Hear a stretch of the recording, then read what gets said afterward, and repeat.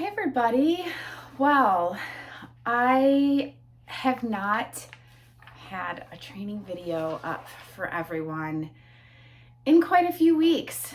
And I will tell you that I'm kind of sad to have to put this up because it's not on our normal plan of training, but I know that you all need it, so we're going to do this for you today.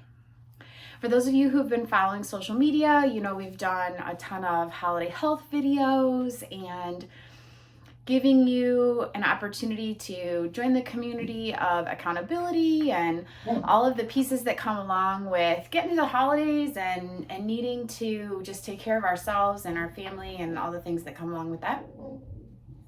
But where we are at in the world today and in business, we have found quite a few of you and maybe some businesses that just follow along on our channel and don't necessarily do business with us at Oxygen have sent our employees that we were so happy to bring back to the office have gone home.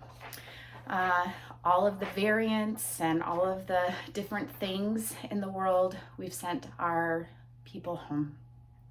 So we decided that we would put a video out. Actually, there's a whole new page on our website. If you go to oxygencoachinggroup.com, underneath our homepage, it's in a sub-menu, and we have created a resource center for putting our employees back into a remote environment.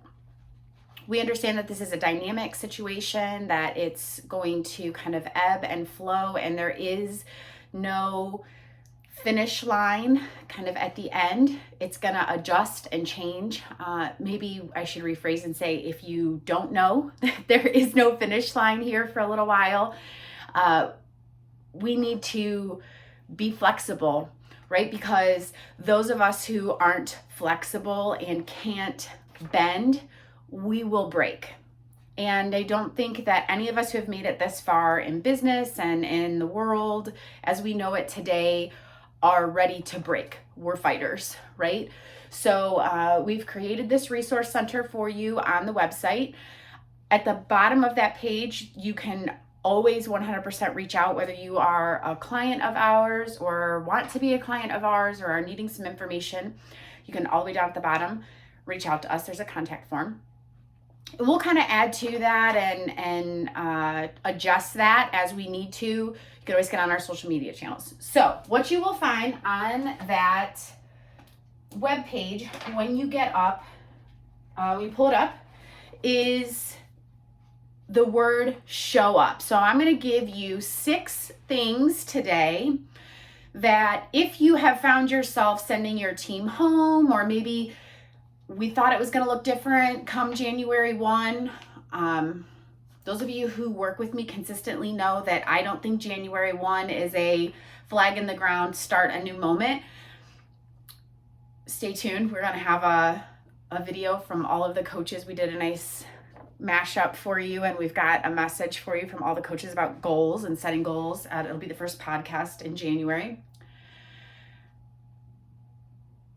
I think that we need to start today, right? Because today is December 28th, I think.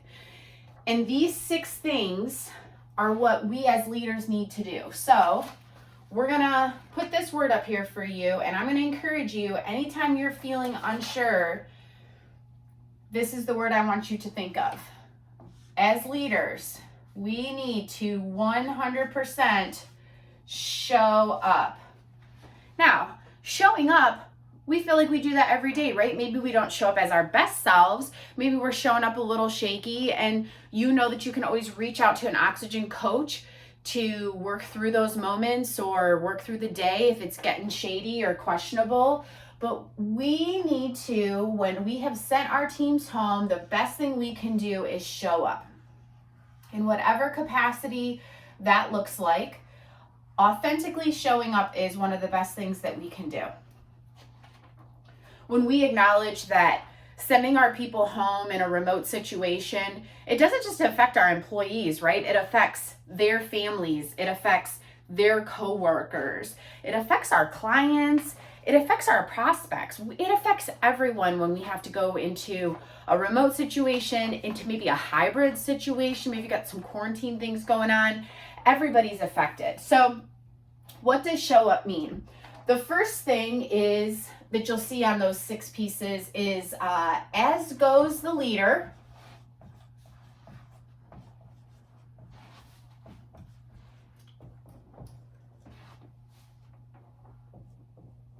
goes their team. I cannot impress upon you enough. If you are glum, making this a political nightmare, holy crap, the world is ending, this sucks, what are we going to do? Your team is going to take that on, and that will be their message. That will be their message to their family. That will be their message to their prospects. That will be their message to their peers. That will be their message to their gut. That will be their message to their clients. So, no matter what, if you are leading a team that has been sent home, forced home, it has been your decision to do so, figure out a way to spin that why it is the right thing.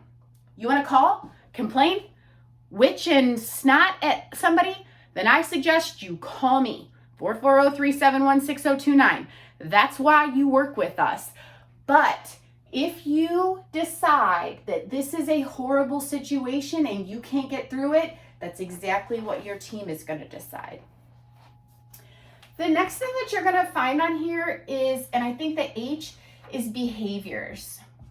Now, behaviors for an in-person team that has been sent home are different. The same behaviors that it takes for someone to work in an office with deep camaraderie and showing up with their dress clothes on every day and having to be in a different environment are going to be, it's going to take a different kind of behavior to walk from the living room to their office and do a different type of productivity. So you're going to have to work through what type of behaviors you need from the people that you have sent home, from the people whose face you're not going to see every 15 or 20 minutes or half hour or once a day or whatever your typical routine is. These behaviors are going to change, and they are not the same for everyone. For some people, if you're one of our podcast listeners in our Women in Business series, you heard a number of teams talk about how some people, they're very driven. They get up, they change their clothes every day. They get up no matter what, whether they're going to work in their office all day at home or they're going to go out and see clients, they still are dressed every day by 7 o'clock. Then there are some people who, and I happen to be one of them, if you're not going to see my face on camera during the day or I don't have client meetings, I sit in my office in my pajamas because then I can't go anywhere, right? Because I want to escape, I want to go.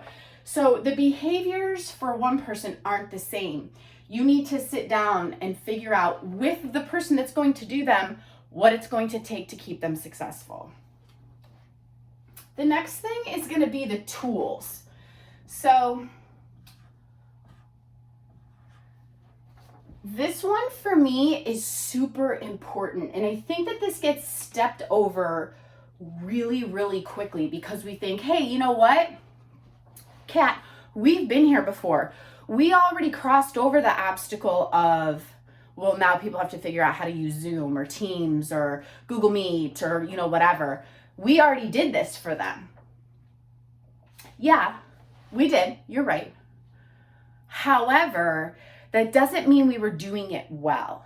And that doesn't mean that they didn't dump that at the door because they couldn't get out of it fast enough. So, what is the expectation? Who's doing it well? And what else is out there? So, for example, since the pandemic started and we kind of got our feet on the ground a little bit. Everybody got out into the world. Now people are back, typically in a remote situation. We discovered that meeting in a box was something that was needed, whether we were remote, hybrid, everybody in the office. Meetings were still an issue.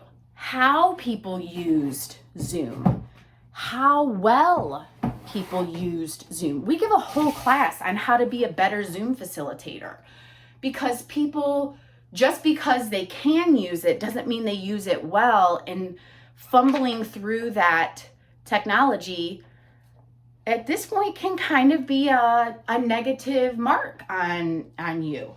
So we need to check in on what those tools look like. You can't step over this. This is not a step that we can say, check, I already know. If you choose to not simply say, how are we doing? How are you feeling about this step? It could be a simple, hey, my laptop's broken, or hey, over the holidays, my mouse got messed up and I need a new one. Wow, what a simple piece that we're going to talk about here in a little bit, but for you to be able to fix a mouse, wow. Bigger issues like meeting in a box that is easy for you to subscribe. You can do this on our website, and these ship directly to your people. It's like a little kid getting mail, right? But something as simple as a mouse to facilitating your meetings remotely again, those are the tools that your people are going to need to be kind of flexible and to be in a dynamic situation. The next one is why. Now again, we're 4 steps into this. None of these are earth-shattering, but if we don't step back and say, hey, these are the basics that are gonna take just a minute and we have to touch on them, then we're not showing up. We're not doing our due diligence as leaders. We have to, I'm gonna actually do these together. So the next one, the U, is bucket. We have to fill the love bucket here, right? So hopefully everyone has read the book 5 Love Languages. And I very often translate that to our employees. Our employees all have a reason why they come to work. And remember, if you've been through training with me, it's not necessarily to get a paycheck.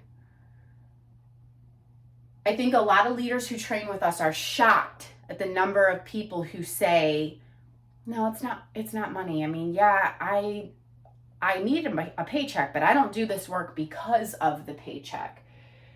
They have a love bucket. They need someone to call and say, good morning, Kat. How are you today? They need someone to check on them, right? This is where we saw all of the news reporting and the almost unfortunate really doesn't even give it justice, pieces of the pandemic where people were in isolation. They were seeking community. You hear us talk a lot about that on our social media. They don't have anyone at home. Maybe they're young and single, or there's all kinds of reasons why they don't have anyone at home, right? They don't have pets. They don't have a crazy Great Dane running around their house. So they need someone to reach out and check on them. That is how you fill up their love bucket, right? Maybe they need you to check on their behaviors because they feel a little weak in those leading indicators. And as their manager, they're hoping that you can kind of hold them accountable a little bit more than normal. But you have to figure out, as their manager, how you show up for them is figuring out why they come to work every day and how you best support them, which is filling up that love bucket. Simple questions, maybe a difficult conversation for you, but again, if you need us to help with that verbiage, please reach out and have one of the on-demand coaches help you create those scripts so that your staff feels supported. The last one is priorities. We talk a lot about this in our planning meetings, or if you're doing the 12 days of business planning with us, which you can find that on our social media channels. Again, if you're new to Oxygen and you're looking to get into the year 2022 with a solid business plan, all of our social media channels have the 12 days of Christmas done as the 12 days of business planning. They'll go through the Epiphany. We all should have 5 priorities that are SMART goals, solid plans that our employees know, so that they are also working towards those same 5 priorities. You need to check on those now. Even if you think you had them set for 2022, if your staff has gone remote, just check on them. Make sure that those 5 still will apply, or maybe they just need a tweak in verbiage for a remote or hybrid remote staff. Because if you've made these no longer applicable for remote staff, you kind of shot people's love bucket a little bit. If it's no longer applicable and you're too distant to see it, you're going to start to fight a culture issue. And that's the last thing that we want to see, right? You're not showing up if you're unaware that your priorities are no longer applicable. Okay? So this is where we see the best 6 places for companies that are struggling or all of a sudden pivoting to start. I will say one more thing about this. We do have some clients that are family run, and we love our family run companies. They are full of all kinds of different moving pieces. Even if you work with a family member, you need to sit down and talk about these. If you work with your spouse, you need to sit down and talk about these.